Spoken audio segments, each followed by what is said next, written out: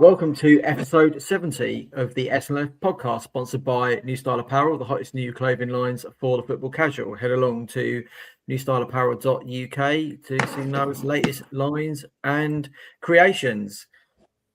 Big week for non-league football coming up, and we'll get to our special guests in just a minute. Once again, Gaz is missing. This time, I'm not going to give him any excuses because he ain't got any. He's stuck in the arse end of nowhere, and he probably could have popped it on in the van on the way home, but it's decided that he'd rather not join us. So, sorry, Gaz, I ain't sticking up for you this week. But joining me, as usual, in the middle is Mr. Dugout Diary's Mike McCaffrey. How are you? Yeah, hello, Trev. Hello, guys. Yeah, really good, thank you. But yeah, poor old Gaz. Look, he's stuck in traffic, mate. I'm starting to believe he doesn't actually like us at all. Well, do you know what? This is the second week in a row, Mike, as well. He's been to a game on a Tuesday, then he's not here on a Wednesday to talk about it. So I don't know what's the point of him actually attending football when he does go. I think he's cheating on us. You know what? That could be right. I reckon he's moonlighting on another pod. But we'll, that'll come to light, won't it, in the next 4 weeks anyway. And down in the left-hand corner, fresh back from his Channel Island jaunt, is the Sussex stat man, Mr. Chris Pryor. How are you, mate? Yeah, not too bad. Yourself? Not too bad. Thank you. Now, as everybody knows, this weekend is non-league day. You can't escape it. It's there in green and white. It's absolutely everywhere.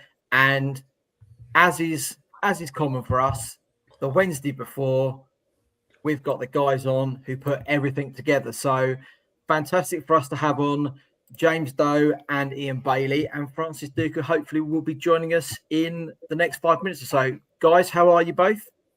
Very well, thanks. It's very busy. All good. I can imagine. Now, obviously, James, we couldn't get you on last year because you were working. This year, it's fallen absolutely nicely. When you were in 2010 and you had this great idea to set this up, did you think in 2026 that Juventus and Palermo would be partnering with non-league football on non-league day? No, I didn't think it would get beyond my friendship circle, really. I just was trying to drum up a bit of support for Haribara, who are my local non-league team when I was growing up.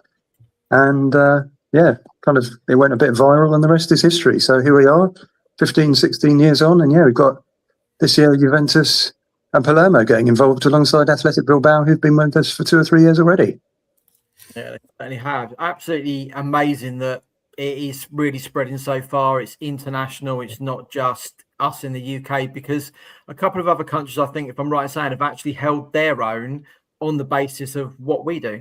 That's right. So there's been a few attempts in Germany. There was a group of fans tried to set one up about 10 or 11 years ago. But their approach to it was much more of a protest. So the DFB kind of squashed it after not that long, because I've learned by running non-league day over the years that you've got to try and work with everyone and make it a celebration rather than a protest. We've had something in France as well. And again, there was another one in Germany, and they were both run by a couple of football magazines who are quite well known in those countries, and they're kind of sister publications. So, there was one in France and one in Germany. And now, Athletic Bilbao run one in the Basque Country as well, so which is going from strength to strength. I suppose it's quite amazing as well, because obviously we look at our non-league pyramid, and it is absolutely fantastic the way it's structured and everything. But when you go abroad, non-league isn't quite as big as what we've got. So for them to be able to, put it together and do it is something else. Yeah, I mean, I went over to the first one in Bilbao. And the structure is very different over there. So, we're very vertical at the top of our pyramid, going down to, the fifth tier. It's all like, 20, 24 teams in each division. And over there, by the time you're down at the fifth tier, it's like, incredibly regional. There's loads of divisions, and the standard is totally different. But it's really interesting to see how it all works. I mean, in Germany, amateur football becomes a thing at a much higher level. And in France as well. So it's like the top 2 divisions, I think, are the really big professional ones in both those countries. And then, it becomes amateur and semi-pro very quickly. So when you set out in 2010, as you said, it was just a little thing to try and get a few more people into Harrow Borough and that.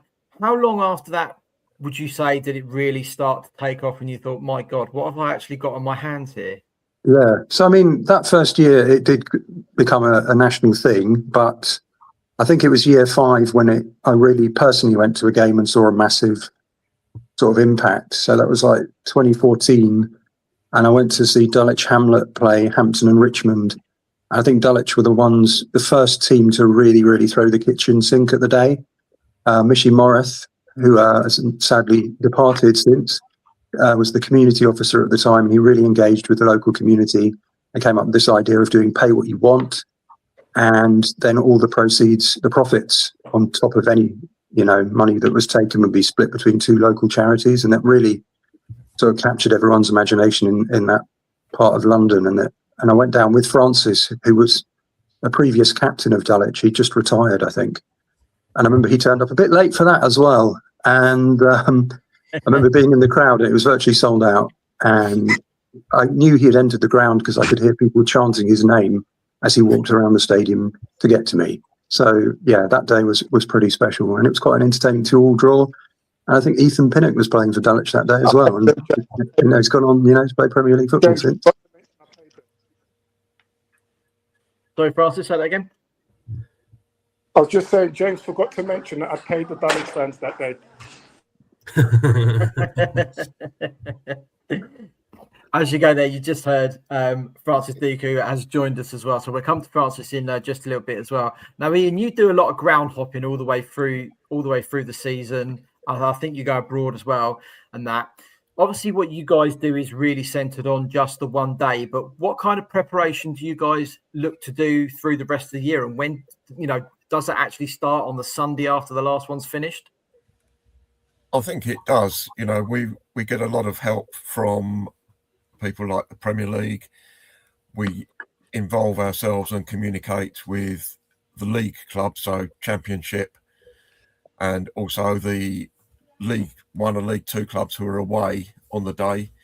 Some of those promote events, be it, I know Sheffield Wednesday and Hull City have been really good this year. West Ham too, promoting matches in and around their grounds and also involving sort of loan players who they've got out. So, instead of going to seeing your Sheffield Wednesday match, you go and see players who are out on loan at non-league clubs. In terms of getting it through the year, yes, it is a slow ramp up, and it takes off to being a hectic few weeks, sort of January onwards. Yeah, I mean, it's non-league day every day for all of us, isn't it, really? I mean, that's the way I always put it across as well. But, it's nice to try and get, and as we've probably seen over the last probably 2 to 3 years more than ever, there's been a lot more people converting from the professional game and coming into non-league and sticking with it as well. Yes, I think cost also has something to do with that. We've seen quite a few messages on various social medias this year of, I've not stopped going to X Premier League club, whoever that may be, and gone to non-league and thoroughly enjoyed it and saved a lot of money, but still got the same enjoyment. Yeah, and I think as well, as you discover when you go around the grounds, as a lot of us do as well, the match day experience off the pitch is so important because you can't always guarantee you're going to see a winning team all the time. But if you get that bit right as a club, you've got a good chance of retaining those people. Yeah, I definitely agree with that. I mean, as I mentioned Dulwich before, I mean, their crowds have held up, for the last 10, 11, 12 years, and they haven't really had anything to celebrate in that time. I mean, I think they had one promotion, but I think there's been a couple of relegations and fighting relegation, and yeah, the crowds just keep coming. It's unbelievable. Yeah, they certainly do for them as well. Francis, talk to us about sportcircle.co.uk, obviously one of the partners to Non-League Day. Yes, business which I run, some membership service for the sports and exercise community. Obviously, my background in football, that's where I'm starting again. So we've got some products and services to just help clubs and players be better than before. Francis looks like he's walking the corridors of non-league day offices at the moment as well, while he's out and about. I'm trying to get a quiet corner in the gym. Sorry, they just keep walking past the so we can. There we go. See, he's a man. He's always on the go. He's always working. I am, and it's part of the sports circle work anyway as well. We take this trying to say to non-league clubs and communities as well, can we get you active? If we can get you active, here's how you can use it to benefit yourselves, benefit your club. You know, we've got some rewards, we've got incentives. We work with companies like Vitality, MITA. Now MITA has supported us with their work this year. There's heart screening. It's a massive thing for non-league football, I think, because there's no heart screening campaigns, but we keep seeing tragedy. So we're doing a lot of work around this as well. The mental health space, we've got some free mental health support, which we're sharing with non-league clubs, players and their staff and communities as well. And if I recall seeing right in the non-league paper on Sunday, you're aiming for 1,000 memberships, which are free. Is that right? Correct, totally free. Where we basically, if there's some stats around, you know, suicide is the biggest killer of men under 50. And then, you know, cardiac screening, you've got at least 12 young people, you know, 12 people under the age of 35 die every week in the UK from an undiagnosed cardiac arrest. Most 80% of these are no prior symptoms, but screening has been proven to be able to reduce this by about 90% in Italy. So we're trying to bring that same level of care to the UK. And we're saying to non-league people, you know, if we can get this 1,000 membership on our free membership as well, we can start to give these things away give the mental health support for free, give severely discounted cardiac screening, and with pathways to make it free and paid for as well. So it's an opportunity to make a change. We're calling it our Safer Together campaign, which sums up non-league day as well. I think we're talking about the non-league community coming together. So that's why we've put it together to go with the non-league day as well. Can we help support people who are trying to, you know, grow and support their non-league clubs? And if people want to go and get that one of those free memberships, what do they need to do? Go to thesportscircle.co.uk, but from Friday. I'm just finishing some stuff on the website, and from Friday it'll be good to go. And then we'll be sharing it consistently over the weekend and follow afterwards. Excellent stuff, and we'll do our best to get that out for you as well over the weekend as well. Like I said, see, he's always working. He's still doing stuff on the website now to get it ready for you for the weekend. Mike, gentlemen, how you doing? Good.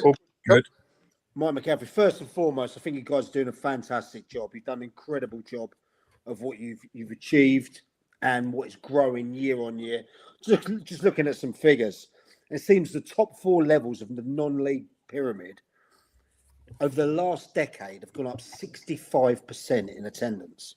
And I know I've seen that as well with my local team, Worthing. You know, they've had record crowds this year and everything like that. But I want to know what kind of obstacles and challenges you face to actually make this happen and continue to do it year on year. Oh, that's a very good question. I mean, we keep coming back year after year because clubs tell us to. If they didn't, and there was lots of pushback every time, then we wouldn't bother because, you know, it's a lot of time and effort and money. So, yeah, I mean, we still haven't got through to all non-league clubs. I say that's probably our biggest challenge, to persuade them, A, that we exist, and B, that it's in their interests to engage with us, because there are still some that don't. I think, you know, in certain quarters, there's a sort of perception that you have to be within range of a Premier League club. So we don't really have a huge amount of traction in the Southwest, for example. Clubs down there don't. And we've had feedback in the past that they don't think it's relevant to them because, you know, there's no Premier League fans washing around who are going to go down and watch those teams, which I would not necessarily agree with, given the amount of Chelsea fans I've seen coming up from Devon on match days and things like that. Yeah, I mean, so there's that sort of thing. You also notice, I mean, I was looking today because I write a blog called the London Football Guide, and I'm doing a sort of non-league roundup for non-league day, and sort of below the 8th tier, so step 4, you don't see that many sort of special offers or engagements, because I guess the football's quite cheap already. So, I mean, you know, all the special offers are nice. That's not an essential part of non-league day. It's not something I ever envisaged even happening. That was something that the clubs came up with themselves. But yeah, step 6, there's hardly anything at all. I mean, but yeah, I mean, all you have to do is put our logo on your poster and you're part of the day, really. And yeah, if you want to give a free Easter egg to the kids when they come in, that even better. But you know, it's all about. So for me, cracking through to those clubs is for me the personal challenge. I mean, we can't ask for much more from the Premier League. They're about as helpful as I think we could expect, and they have done some great work for us over the years. I mean, if we didn't have them, I don't know if we'd even still be going, because of just the amount of publicity they can get for us. We don't take any money from them. It's all about the publicity. So yeah, I mean, I'd say, yeah, just getting our message further out there and getting into more people's heads. That's my main challenge every year.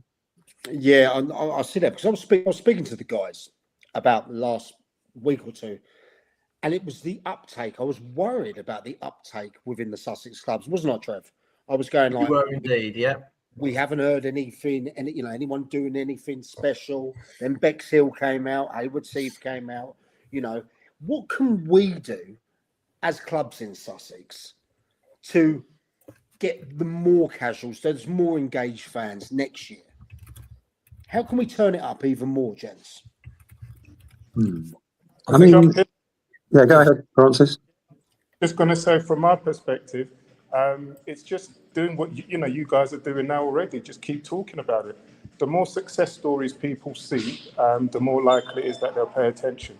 The stat you started off with about the 60% rise in attendance over the last 10 years. You know, if clubs who can, quantify that to a degree, what that would mean for their budget, for the, take-in for the day, what they could do with that. If they can just start to see and feel the benefit of it, as opposed to it being something that they may be a bit abstract, that would drive it on. But really, it's just about participation. We're not even saying to people, you've got to make money or, because we don't take money from clubs for this, but it's for them to just get more engagement, more people involved. People come away with a smile on their face, having had some fun on the day, and they tell a friend to tell a friend kind of message. That's what will keep it going, keep the wheels turning. Yeah, like I say, Jez, I think it's fantastic. I think everyone's going to have a great time if they're going to a new ground or a ground that's putting on an event this weekend. It's a thankless job, what you gents do. It really is. You are the guys that, until kick-off next week, you'll be like, when can we get this done? We'll get this done, and then you start again. But like I said, I wish you every success. We will keep shouting you from the rooftops. Keep doing your thing, and we're really looking forward to a great weekend, lads. Thanks very much. I think another one is getting feedback from clubs who've held a non-league day event and getting that out afterwards. What did we get out of it? Because I know, for example, Burgess Hill Town have wanted to be at home for the past 3 seasons, and lucky as they haven't been. But I think they jump at the opportunity at being home on non-league day and promote things, and getting the feedback from, be it Bexhill, be it Hayward Heath. What did you get out of it? Was it worth doing? And I think that would possibly encourage others to suddenly realise what they can achieve. Yeah, I totally agree. I mean, what kind of club would turn down more people through the gate, more burgers being bought, more pints being sold, and more new fans potentially to their club when their Prem team or their league team's away? It's a no-brainer, and you get to use a community there getting together. It's brilliant. You guys are doing fantastic things, and I really, really hope it goes well this weekend. Chris? Evening, chaps. Hope you're all going all right. Firstly, is that fire alarm turned off? Yes. Is that all right now? Good. I was starting to think it was my house. It's not dinner, honest. Not anymore, it's not. No. Do you guys have much, if anything, to do with the individual leagues? As in, because what you said about, say, Burgess Hill have been desperate to be at home now for a few years, appreciating, the vagaries of fixture computers and stuff like that. Can't always happen. But like certainly I think a degree of creative thinking with regards kick-off times might actually lead to some really, really good events. Have you had any sort of conversations in that space with leagues? Oh, yes, very much so. I mean, was it last year we went all around Essex with the Premier League trophy? They managed to schedule 3 games across the day. It went to 3 stadiums. They were virtually sold out at each game. Stuart Pearce came along as well and was happy to meet everyone who wanted to speak to him. It was really, really, really good. So the Essex Senior League are really proactive. They're doing the groundhop again. They wanted to get the trophy again, but they couldn't do that. They scheduled all their biggest derbies for this weekend to make it as big as possible. So people who ground share, teams from the same town, they're all playing each other. Almost every game is a derby. So yeah, they're really across it. To be fair, we tried to get something going in Manchester this year, but that didn't happen. The league up there I won't name them, but they weren't particularly attracted to the idea. And we tried to get something going in Sussex, but yeah, Hayward Heath were the only team we could get to play ball. So that's where we're going. No, fair Funny, enough, yeah. sorry, Chris, I was just going to jump in. Funny enough, James, actually, Gaz had come up with an idea of something similar, like a little hop thing for Sussex, probably about a month or 2 ago. And obviously then saw that you guys had said, well, we tried the same as well. And we thought maybe we're just a little bit too late this year trying to get it. But, what I saw Essex do last year, I thought that was absolutely brilliant. And like you say, they had the Premier League trophy last year. This year, I know they've got the FA Vars going around as well. And, that probably, actually having the Vars go around is probably a little bit more personal to them because, they can go quite deep in that competition. But maybe it's something we can work between us next year to try and make happen across Sussex. Yeah, definitely. I mean, it certainly makes sense. I mean, the hops, why not? I mean, they're so popular the rest of the year. So, it's something we've been looking at for a long time, and we saw how great and effective it was last year. Sorry, Chris, carry on now. No, thank you for jumping in. That was exactly why I asked, because it just seems like a no-brainer. I mean, I live in Eastbourne, as my accent probably... Oh, good on him. As my accent might well tell you, I live in Eastbourne. And we've got 3 teams playing. Now, admittedly, with these 3, it's difficult because they're all in 3 different divisions with, and actually 3 different leagues. So organising that would be a nightmare. But you've got 3 teams basically eating off each other's dinner, which is why I raised it. In terms of growth as well, like you've announced two new sides in Juventus and Palermo. I was lucky enough to be at one of the days you did with Athletic Bilbao the first season down at the Saffrons, and like they handed over a flag which now sits pride of place in the chairman's lounge at the Saffrons. And also a charity shirt, like a retro Bilbao shirt, which my friend was lucky enough to win. So it was a brilliant day. Like, do you envisage many more of these coming in the next few years, or? Well, yeah. I mean, yes. Well, that's the plan. We're going to try and get as many as we can, of course. But I mean, I don't think we need to rush it. Athletic Bilbao has done a great job on their own for the last 3 years or so. Remains to be seen what kind of impact Juventus and Palermo will have. I've heard talk that Palermo might try and do their own one in Sicily. So they are promoting quite a big non-league game there this weekend, which is good to see. Whereas Regina have now dropped all the way down the leagues, and they're going to be playing Athletic Club Palermo in apparently that's a big game. So that's what they're trying to direct all their local fans to go and see. So, yeah. I mean, we had some talks with a team in the Bundesliga over the summer, but they got a bit sidetracked because I've got a friend who works there. So, there's interest.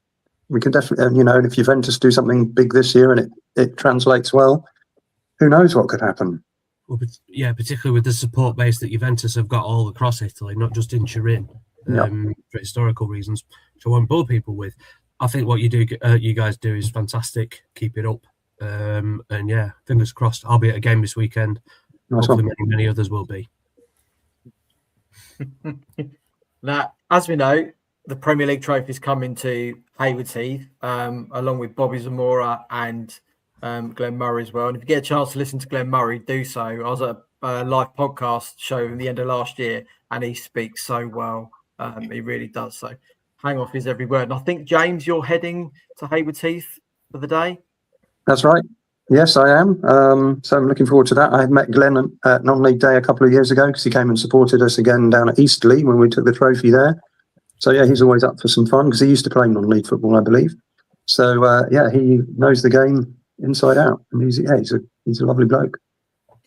Absolutely. Ian, where will we find you on Saturday? I will be chauffeuring James from Haywards Heath Station to Haywards Heath Ground and joining him. Hopefully he'll let me in. There we go. Good afternoon. Francis, where are you heading for on Saturday? Plan Sutton United. So they've got Rochdale at home. Rochdale are top, I believe. So yeah, big game. But yeah, the plan is Sutton United. Fantastic stuff. Well, listen, just before we go, guys, got to mention merchandise as well with you guys, because I've gone out and I've bought one of your T-shirts. Oh, well done. With the bits on, and obviously on the back of it, we've got the SNLF.co.uk. Very good. As well. So what I'll do as well is I'll stick the link in the comments as well for people to go and have a look at. You can get them in a array of different colours. You can have what you want put on the back. I think I put my order in last Wednesday. It arrived today. So the service is pretty decent. But it's not just T-shirts as well, is it? No, there's hoodies, there's badges, and Ian's got some special commemorative badges if you want to contact him. Very collectible. He makes them every year, so he does a brilliant job on that. Also, all proceeds from all of our merchandise, all the profits go to Prostate Cancer UK. We don't get a penny of it. So that's important to mention. I was just about to mention that because I'll put that down as well, but I'm glad you got in as well, because obviously they're one of your very big partners as well, as are the Premier League, and obviously Francis as well. So really great. We're all looking forward to it on Saturday, and so hopefully we can make it even bigger next year for some of our clubs in Sussex anyway. But guys, thank you very much for giving up your time this evening and joining us. We really do appreciate it, and all the work you do across non-league football is much appreciated by all of us and the clubs as well. Thanks so much. Really appreciate it. Top work, gents. Top work. Where will you both be this Saturday? Me? Yep. I'm heading to Farnham. Oh, great choice. Yeah, that looks like a great game.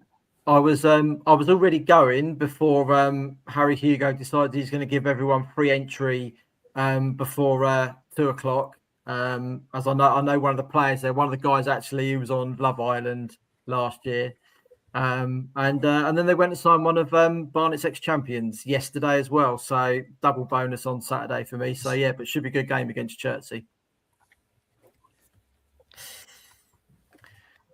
Nice. Was that Mike? Where are you off to anywhere on Saturday? Yeah, well, it's actually my birthday on the 28th. So I was actually already booked in a poker tournament,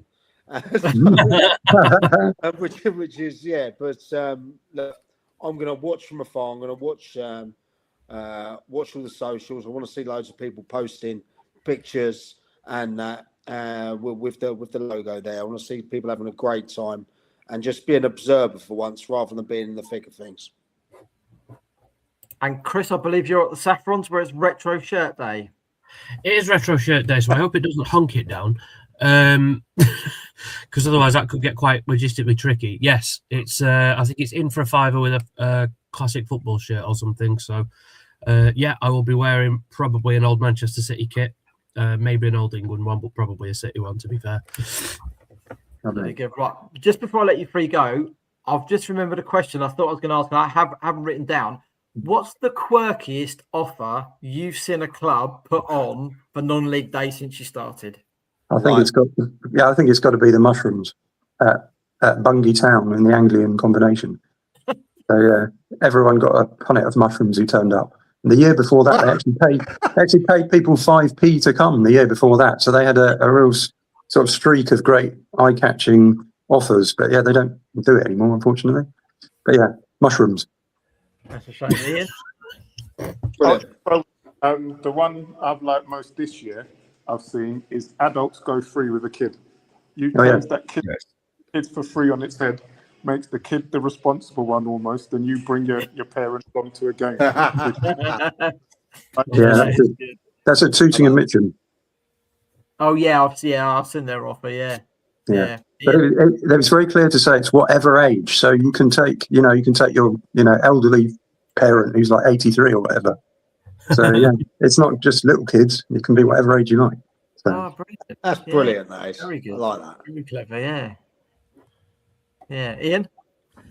I'm trying to remember which club. Or there was a club that did eggs. And I think again that was in East Anglia somewhere that they did. You get 6 eggs free when you go in. Next year in Sussex, we've got to beat that. Yeah, Great Yarmouth Town did bloaters, the fish dish. Yeah. So they did that one. Yeah, that was a good one. Brilliant stuff. Yeah, we definitely have to come up with something next year, won't we? Some clubs are going to have to come up with something quirky in Sussex, I think. We're thinking caps on. Yeah. Right, great to have you on, guys. Enjoy the rest of your evening, and hopefully it's a fantastic day for us all on Saturday. Thanks a lot. Oh, thank you. Take care. Please meet you all. Bye. Cheers.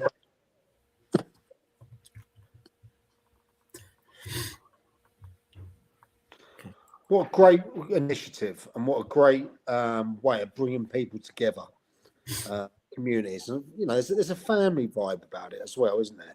Yeah. Look how much people pay when you go to the Prem. You travel up there, your food, your beer, the cost of a ticket, the merchandise. People can't do it so much these days. Not cheap, is it? We live in a different world, mate.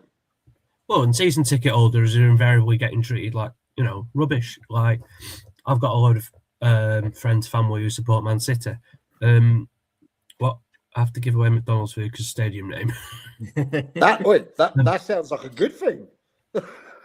Well, no, Wicker already doing all right on for FMB, aren't they? So no, like City fans get treated get drugged through the mud for not filling the ground and stuff. But they've been trying to make season tickets basically just trying to wipe them out and just make it available for tourists all the time, and that's why it's going up. That's why people. It's a lot of the reason why people turn their back on the Premier League. Are you saying even though City have got a really small stadium and the tourists they get, they still can't fill it? Is that what you're going on about? Yeah. Small stadium. No. Captain Numeracy. It's not a small stadium. He's fishing.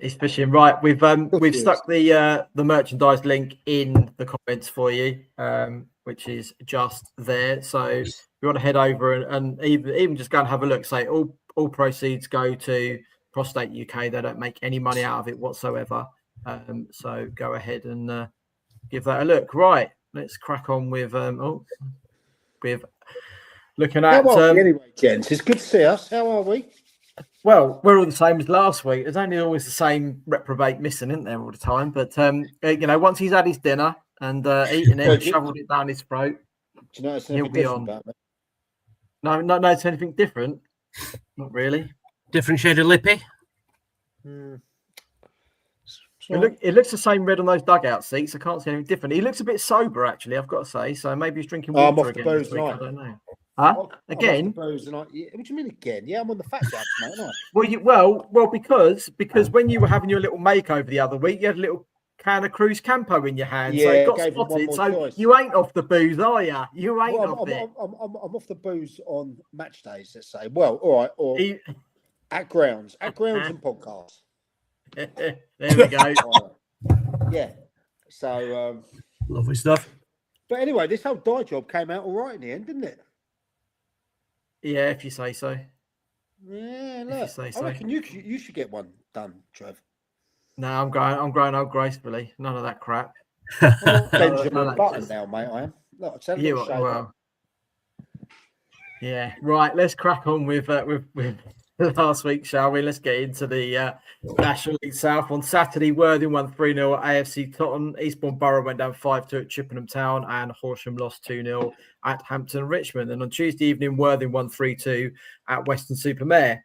This coming Saturday, Eastbourne Borough host Bath City, Worthing head to Enfield Town, and Horsham head to Torquay United. And just a couple of dates a bit further into the future. Good Friday, obviously we'll record next week as normal, but just giving a heads up with some Good Friday fixtures so people can plan. Horsham host Dorking Wanderers, and Worthing are at home to Eastbourne Borough. And National League South, again, is turning into something of a popcorn show, which I've been tweeting about all week. And Worthing are right back in the title race with Dorking dropping a few points here and there. But there's a couple of other sides they do need to be wary of in terms of Hemel Hempstead and Hornchurch. But it looks like we're going to have a cracking end to the season again in that division. It seems like Worthing have found a bit of form again. I was actually at Woodside Road this morning, to be fair, regarding something, and even the lady that worked there, bless her, that we went to see, she said they'll go on a run, they'll get to the top, and then they'll come back down. They want to be the chasers. Do you know what I mean? Putting the pressure on. I mean, I think you summed it up. I saw one of your comments during the week where you said that you said Dorking were running away with it, and it was done and dusted. And now we're sneaking back in it, But you are right, because they have played the game more. Hemel Hempstead, they are the team in form there. And obviously, you got Hornchurch win their game and they go above. So, look, it is going to be a cracker. I still think now, though, Dorking would have to do something stupid now, I think, to throw it away. I think they've got enough experience in their side to get them over. I was really confident Worthing were going to go straight up automatically. But now they're going to go up via the playoffs. And Chris, Dorking versus Hemel this weekend. Get your popcorn out again. They've run it, yeah. Well, their next few, I mean, they've got Worthing on Easter Monday as well, have they not? As well, yeah. So their home record, Dorking have got the best home record in the league, but they haven't played Hemel yet, and they haven't played Worthing yet. So, and their away record, by the way, is pretty mediocre. I mean, they're the last two, they've not won in the last two, which has kind of given Worthing and Hemel a bit of a gap, to try and shove their oar in. Their away records the 12th best in the league. Their away records the 12th best in the league. That's surprising, stat man. That's surprising. It is. They're really skewed towards their home form. I mean, teams who've got better away records than Dorking include Tunbridge Angels, who've been, not safe from relegation all season. Horsham, who we've been singing their praises all season about how good they are away from home. But even Chesham and Dover haven't, they've not been massively away from the relegation running either. So how many have they dropped at home at Meadowbank? Oh, not many at all. I think they've won. I think they'd won before they played Chelmsford the other week. I think they'd won 15 out of 18 prior to that. Yeah, so at home, they're ridiculous. But I'm just looking at games they've got left. I mean, they've also got Western on the last day. Now, if Western home, no, at Western. At Western, okay. So if that's and Western will have something riding on it, that could be another. It could be a lot closer. Their running's not a gimme by any chance, and their odds of the title have crashed in the last couple of weeks. I mean, they're still pretty high, but Worthing doing what they've not lost in 4 now. They've won the last 3. The next 2 games they've got winnable. Away at Enfield, at home to Eastbourne Borough. I mean, they could send, if results go a certain way, they could send Borough down. And they'd love that. Yeah, I bet they would. Yeah, 100% they'd love that. And let's be honest, anything less than 6 points for Worthing in those 2 games, that's disappointing. And someone else is likely to capitalise as well. And I'm just looking at Hemel as well. They're remaining running. They've still got to visit Dorking, Western, and Torquay. Now, I appreciate Torquay have been wobbling the last few months, but Plainmore's still not an easy place to go. So, as you say, Trev, there's going to be a lot of twists and turns remaining yet. It's really turning into quite a spectacle yet again. But Worthing do have goal difference on their side as well, but let's not forget that. Statman, I want to know your models. What's it saying? Look, it's saying Worthing, I mean, from a betting odds perspective, they'd be about 7-2 to go up. I don't know what the bookies are actually offering, but that's what I'd offer on it. They're about 22% chance of going up automatically, but they're basically sealed a playoff place. Oi, oi. Hey, Hello. funny guy. How you You all doing? Who I'm are all you? right. Who are you? I'm at home. No shit. Did you say how are you? 'Cause I'm on my phone. I left my laptop at the office because I didn't want to go back in and Who are get it. you? Who are Well, you? listen. Yeah, I'm all right. Before we go later, Yeah. we need to talk about you playing football this week. No, we don't because I'm in absolute Yes, we do. fucking agony. Yes, Did we you do. crack the rib, Gaz? I've cracked my rib. Yeah. Oh, mate. This is why you don't do strenuous exercise. It's not good for you. Yeah. Yeah. On the plus side, though, I got a little tag along with me tonight. That. Oh, Oh, you got the Oh, you new got dog, did you? Yeah. Hello. Little Frenchie. Yeah. As it's now going to start appearing on those Twitter pages, non-league Non-league dogs. league, isn't it? Yeah. Yeah. She's a bit camera shy though. well, you're looking well, mate. Anyway, Thanks. I don't feel it. Well, you're looking a bit more like Rylon than me, actually, these days, mate. I think you're Give me both are. You're looking a What, bit me? skinny. Mate, giving Looking me a the bit- big one. Look at you. Yeah, I'm not vain enough to go and dye my hair on a live stream though. Yeah, well, you know, it takes a different breed. I don't need to either. There's plenty of there's no whites in there. You wait till I go and get the turkey teeth done and come with big old gnashers out here, mate. Yeah, you're forgetting who I work with. Yeah, exactly. Right, let's go into the Isthmian Premier Division and results on Saturday. Burgess Hill Town went down 3-0 at home to Chatham Town. Chichester City won 4-1 at Grey Valley Paper Mills. Lewis went down by the same score at Dartford, and Whitehawk lost 2-1 at Welling. For some reason, I haven't put the fixtures in for next week. I've got them. Go on, then. So on Saturday, Burgess Hill visit Billericay Town. Whitehawk go to Cheshunt. Chichester host Ramsgate, and it's Lewis versus Canby Island at the Dripping Pan. There we go. And on Good Friday, Lewis head to Potter's Bath. There's only 2 games in the division on that day. Not a fantastic weekend for our sides, apart from Chichester, but might have kiboshed Burgess Hill's playoff hopes for good with that loss against Chatham. But the rest look a bit relatively safe in mid-table. Yes, I mean, from my point of view, it's very much not a great deal to see here. I mean, good news for Lewis came in the form of a hashtag statement today, which basically hashtag have asked to be relegated. I don't think there's any 2 ways about that, no matter how much they might and try and dress it up. What's this? They've asked to be relegated. Yeah, have you not seen it? They've No. They've asked to take voluntary relegation, which you can. Excuse me, which drops them down 1 level. So they're also moving to play at Redbridge next year in Essex. So where KSI is? Sorry? Did you say what KSI is? No, just Redbridge, not Dagenham Redbridge, just Oh, Redbridge right. itself. Okay. So if they were to merge anyway, you have to take the position of the lowest placed team. So there's a few rumours about them merging. Right. But basically, I mean, I read through, excuse me, I skimmed over it literally just before we come on, because they've done it in stupid yellow and blue, which is their colours, but don't make it very readable. So I couldn't read it on my phone. I had to read it on the laptop.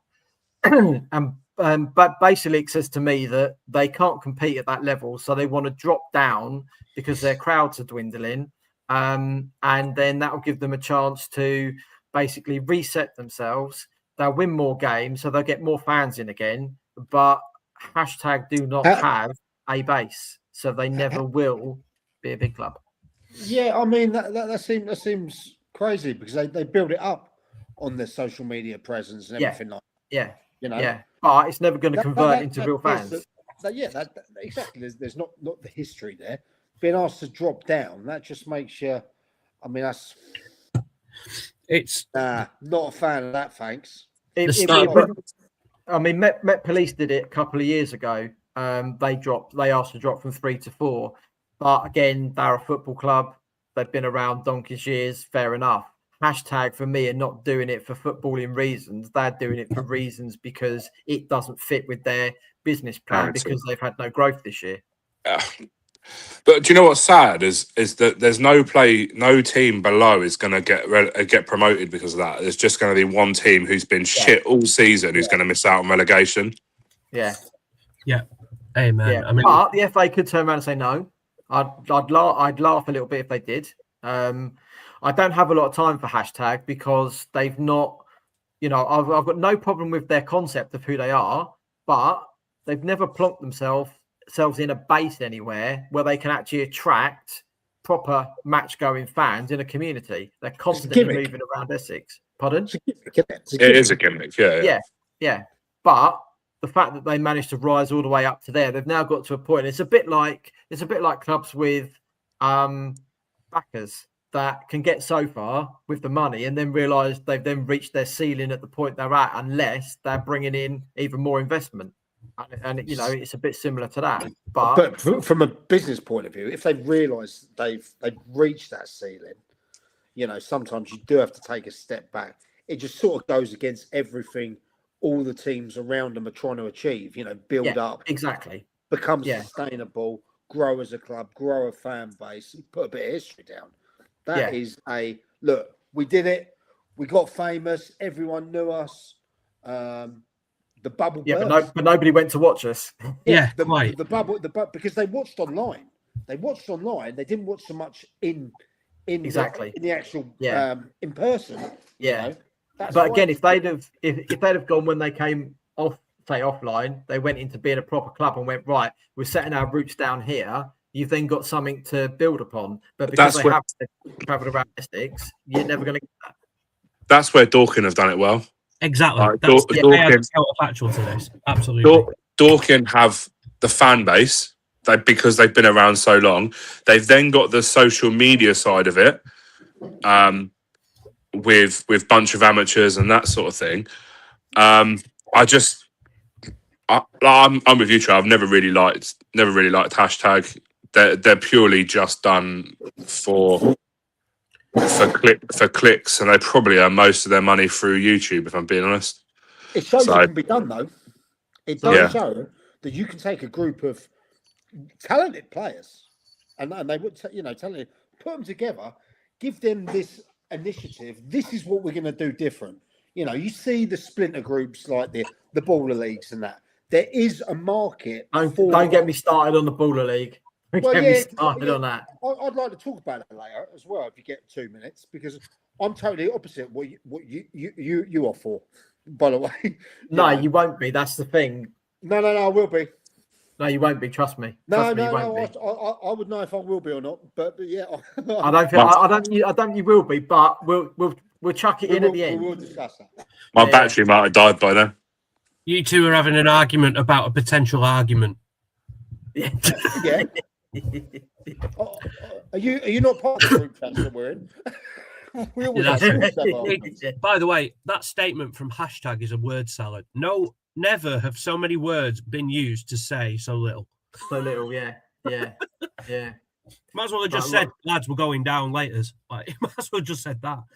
Yeah, right. Let's move on into the South East Division, and results on Saturday. Broadwood Chief beat Mersham by 2-0. East Grinstead Town went down 3-0 at home to AFC Croydon Athletic. Crowborough drew 1-1 with Faversham Town. Hassocks beat VCD Athletic by 4-3. Eastbourne Town went down 2-0 at Jersey. Three Bridges lost by the same score at Margate, as did Hastings at Sevenoaks Town. This coming Saturday, Broadwood Chief heads all the way to Deal Town. Eastbourne Town at home to Sheppey United. East Grinstead Town away at Erith Town. Hastings United host VCD Athletic. Crowborough Athletic across the channel at Jersey Bulls. Hassocks head to Margate.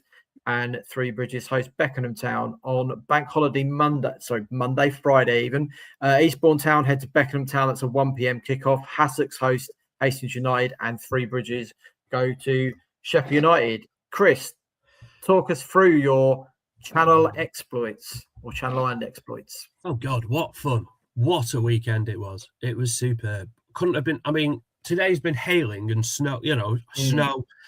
It was like 18 degrees, pure sunshine all the way through. It was superb. We got there, we were drinking on a square.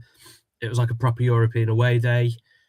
Next day, a few more arrived on the Saturday. And luckily, the midday kickoff was Brighton against Liverpool. Well, 1 o'clock by the time it actually kicked off. God. Yeah. And we thought, we'll go to the sports bar and watch it, because the place we wanted to watch it in was shut. And we walk in, we think, And then we see this massive and it must. I mean, I'm not a tall man, but this sign was 6 foot. Jersey Cop. I was like, sorry, what? We'd managed to stumble into what seems to be the official Jersey supporters club of Liverpool Football Club. Love that. So that was great. Oh yeah, we did. Yeah. Up. So we had Mike, who I think's watching with us now. He's a big Brighton fan. It was the first home game he'd missed in years because he wanted to come and watch Town in Jersey. So yeah, I bet your accent went down well in a Jersey. Mate, I was with a load of Brighton fans.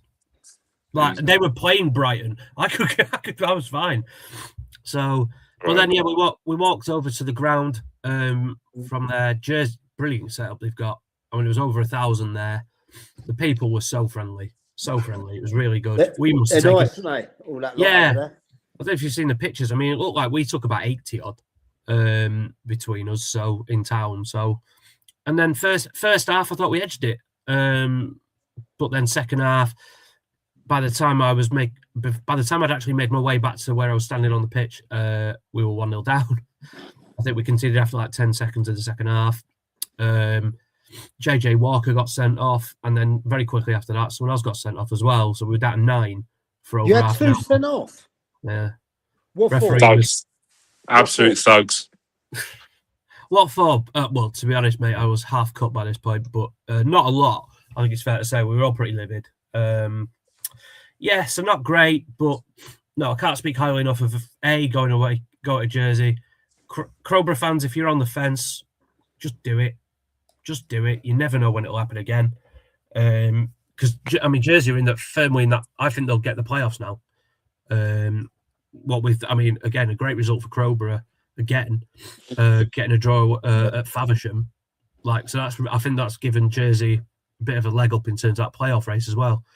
You just never know when opportunities like this are going to come up. Jersey's a brilliant place.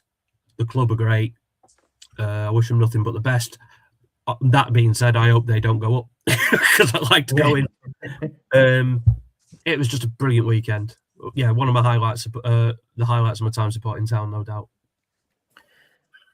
Excellent stuff. That's good to hear. Yeah, like you say, if they finish in the playoffs, get promoted, it's not going to be anyone's away day next. This is what I said beginning of the season. Make the most of it because these opportunities ain't going to come round too often. No, 100%. I've got friends involved in Glossop North End. Up in Manchester, and they play the Isle of Man. Yeah, and they play the Isle of Man, and they've had a great time. And what I'm admittedly, it just shows you as well how lucky Town have been this year to have played it when we did. We got it in March. Weather was mint. Town are safe from relegation threat, so we could go there and just enjoy it and not have to worry. When my friends went to the Isle of Man, they literally got stuck there for 24 hours because of shit weather. So we didn't have any of that to worry about either. Just mint. I love non-league. Yeah, that's good. Now, down at the bottom, a very valuable win for Sussex, but at half-time, they look to be sinking themselves further into relegation trouble. I think it's brilliant. You know, were they 3-1 down? Were they? Yeah, I mean, it's incredible. You look at where they are in the league. You know, normally you'd think maybe heads are down, confidence is low, and that you go 3-1 down at half-time. You got a chance to come out and your season could be in turmoil, but you come out fighting like that. And what kind of a buzz would that have given the players, the coaches, and the supporters as well? So tell you what, they're giving themselves a proper fighting chance at that club. You know, I really, really want them to do it. Kevin Keegan style, really want them. I'd love it if they did it. Love it. I mean, yeah, they were staring proper down the barrel because that was the most winnable game I think they had left. If you're losing that 3-1 at home, you are staring down the barrel. I mean, shout out Jack Troke. He seems to be on a one-man mission at the minute. No offense to the other Sussex, but that's 5-2 now for him. And I think is he a fullback? Yeah, well, he's not. I don't think he's a centre forward by any means, is he? Right. So, shout out Sussex. That's mint. Also, thank you, Sussex, because when we were on last week, they gave me a load of shouts for bars in Jersey. So, strengthened them. Thank you for that. But yeah, that's massive. And Erith next up have got East Grinstead. So, what's Sussex got coming up? Margate and Hastings. Away, Hastings at home, and then 3 Bridges away. Hastings at home. Yeah. I'm going to that one. Is that like the 6th of April or something like that? Good Friday. No, that's on the Friday, not the Monday. Right, that's the one. Yeah, okay. I'm going to that one. On the Monday, they're at Three Bridges. Oh, I'm going to that one. oh. So I tell you what, Hastings are getting drawn into it. Yeah, Hastings play BCD this Saturday though, so you'd expect them to pick up the points there. If they don't, A, they don't do Hassocks any favours. B, they don't do themselves any favours, and C, they got to go to Hassocks on the Friday. Yeah, which could be tasty in itself. So permutations, Mr. I think it's a very keen week for teams like Hassocks and Hastings coming up. It really is. Yeah, isn't it? Yeah, Massively. Right, let's get into the Isthmian South Central, and results on Saturday. Littlehampton Town went down 1-0 at Binfield, whilst Bognor Regis Town beat Met Police by 3-0. On Tuesday evening, Littlehampton Town beat Rains Park Vale by the same scoreline. This coming Saturday, both are on the road. Bognor Regis Town head to South Park, and Littlehampton Town head to Southall. As we said last week, and I was listening to the pod back actually last night on the way back from Bristol, and we said Tuesday night's game before Littlehampton is pivotal. And after Bognor did them a favour on Saturday by dispatching Met Police, Littlehampton came up with the goods and kept a clean sheet. 3-0, wasn't it? But I will say, Mr. Pryor, you said, I think in the same podcast or the week before, that Ascot were absolutely goosed. Well, Ascot are right in the mix there, having picked up, I think, a win and a draw. Yeah, and do you know what? Their 3 remaining home fixtures are Fareham, Horndean, Met Police. Their 3 remaining home games are against the rest of the bottom 4. That's massive in it for Ascot as well. That's big. Yeah. Well, I will say though, Littlehampton did what Hassocks did at the weekend. Mike's little passionate speech then about Hassocks giving themselves a fighter's chance. That Littlehampton have done the same there, I think, with that win last night. I hope so, mate. I hope so.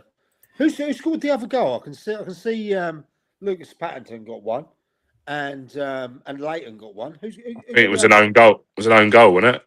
I might be wrong. I just remember seeing something about it last night when I was checking.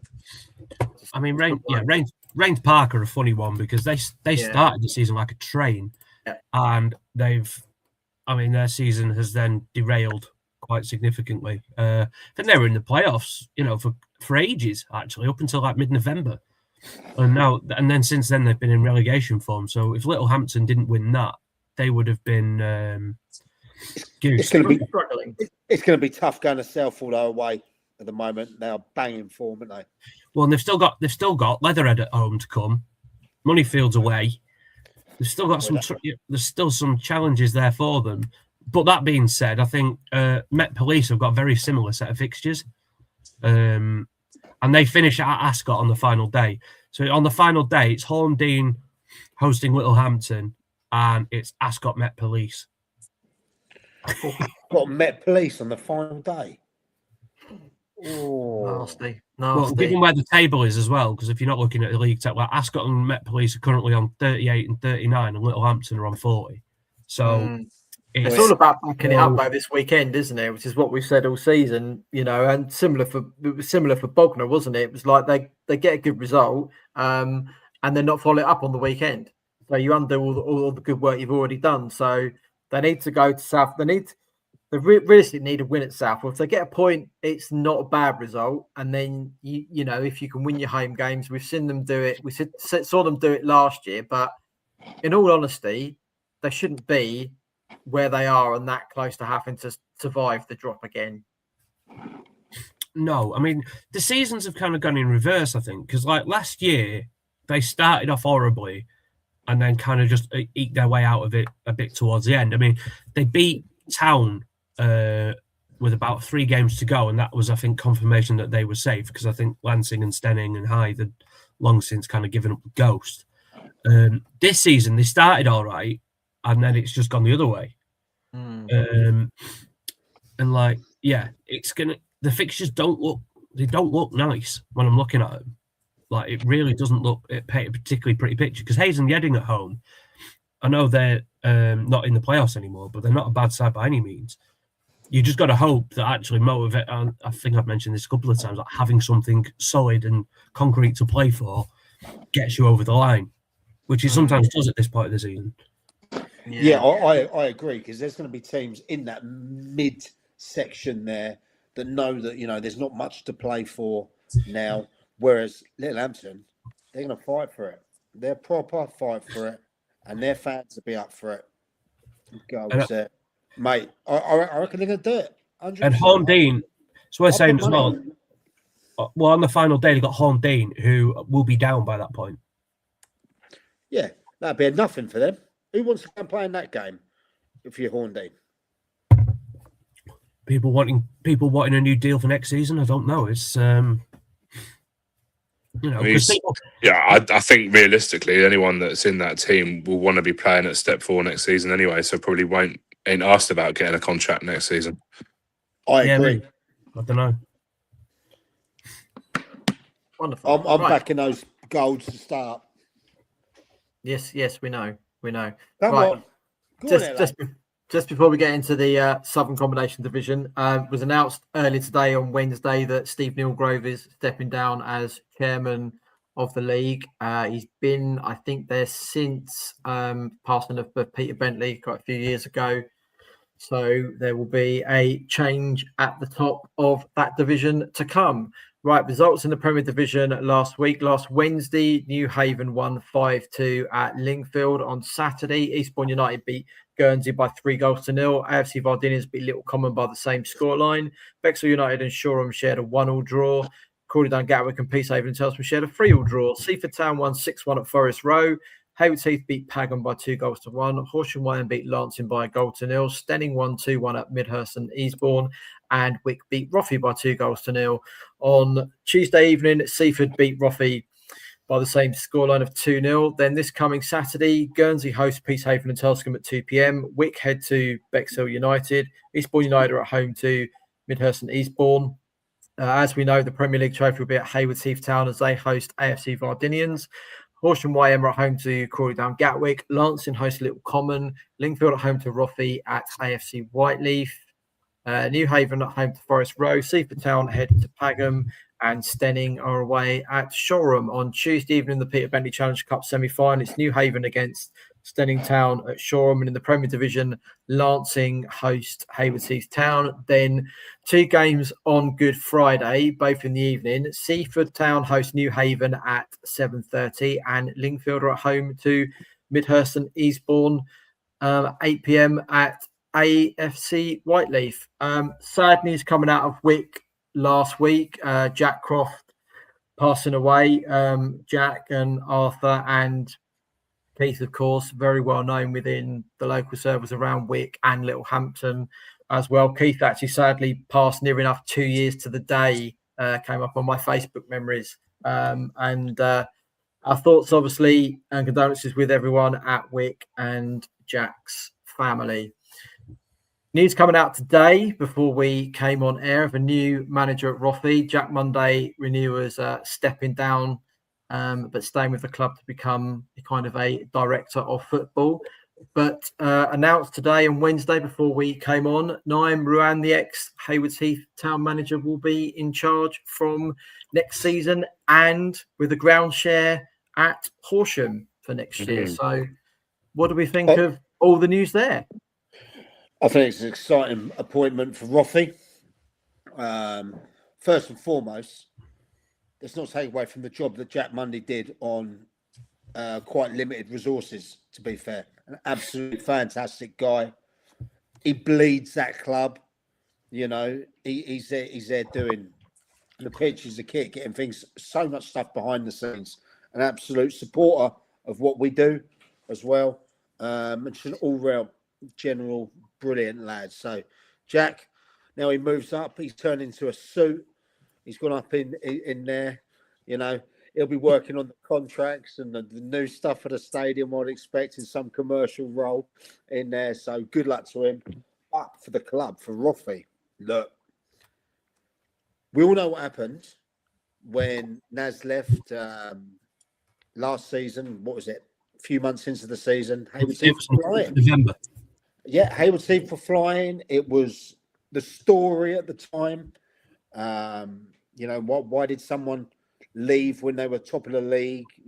They'd conceded about a few goals at the time, defensively brilliant, and then it all went a bit tits up with that thing. But that's in the past. He's been out of the game for a while.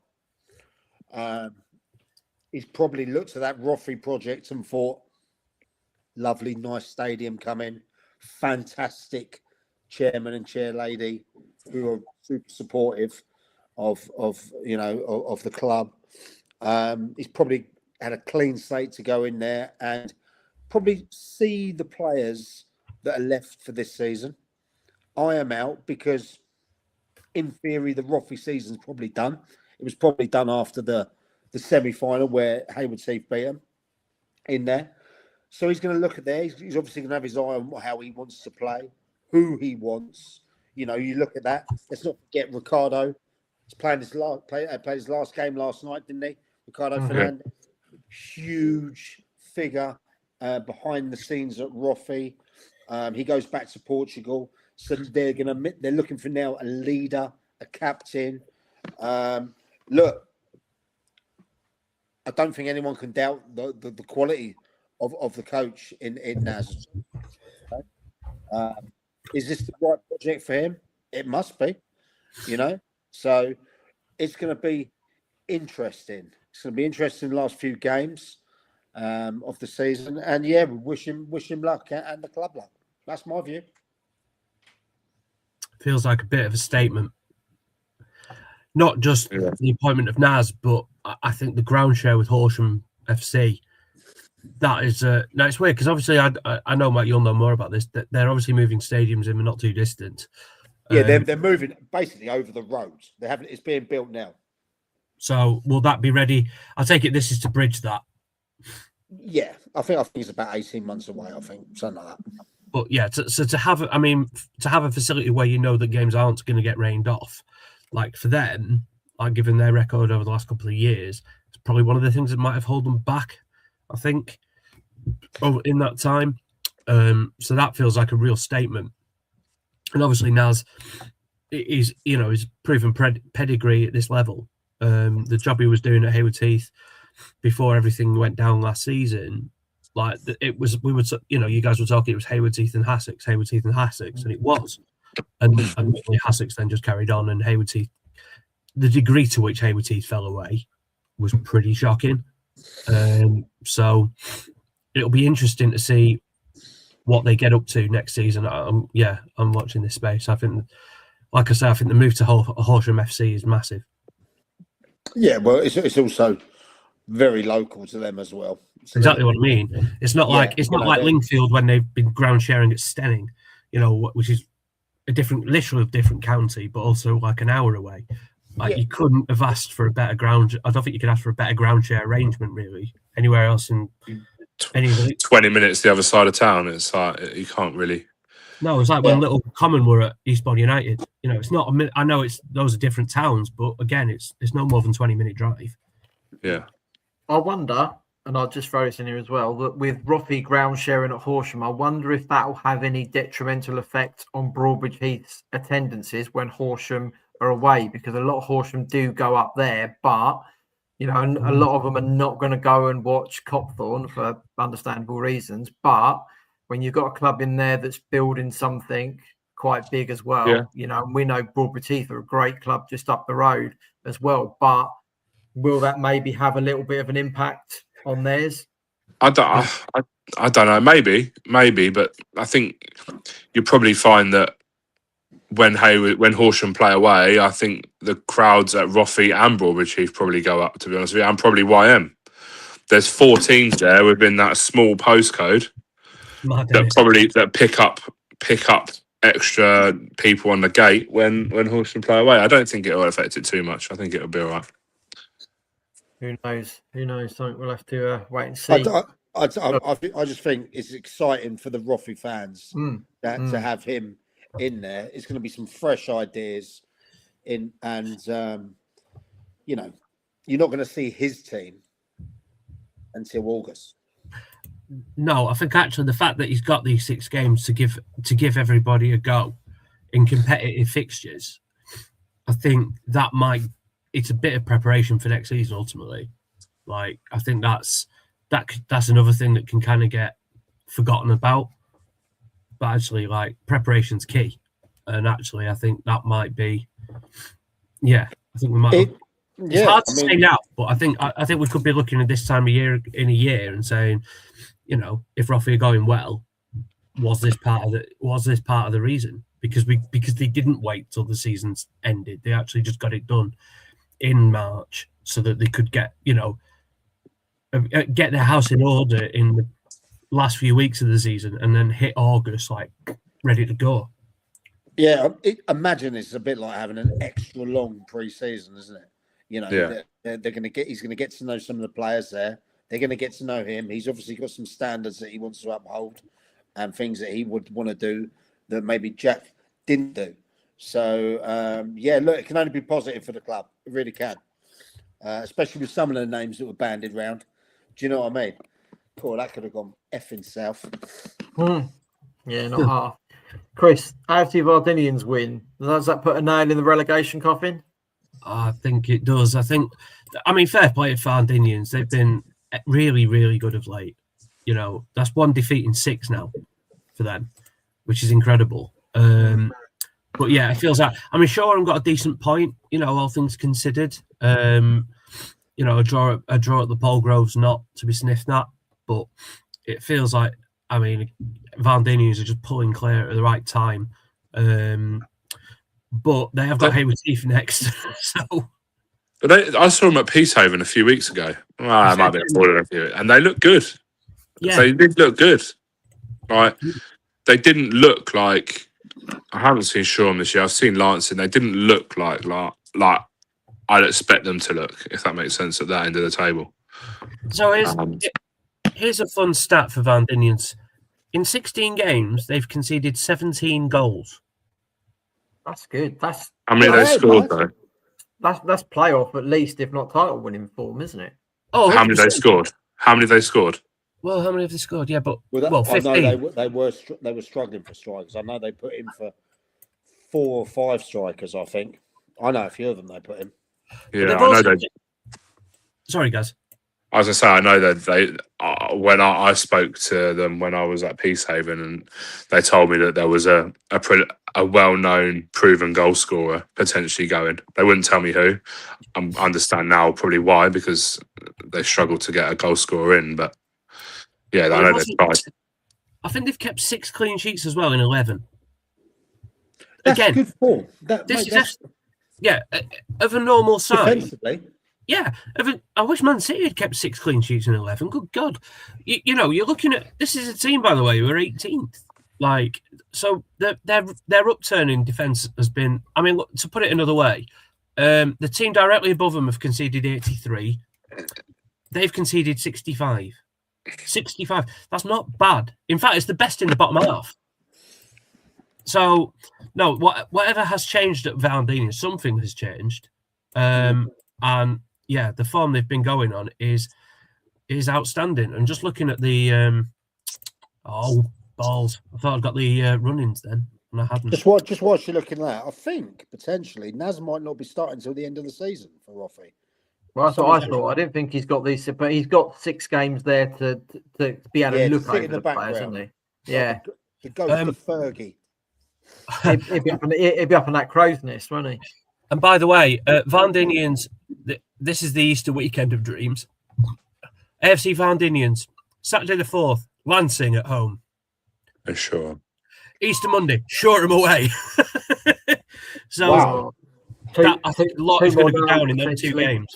Yeah, that will be the decider, won't it, over that weekend? I'm pretty sure isn't one of the other end of the table, but isn't the same one of the? Oh my God!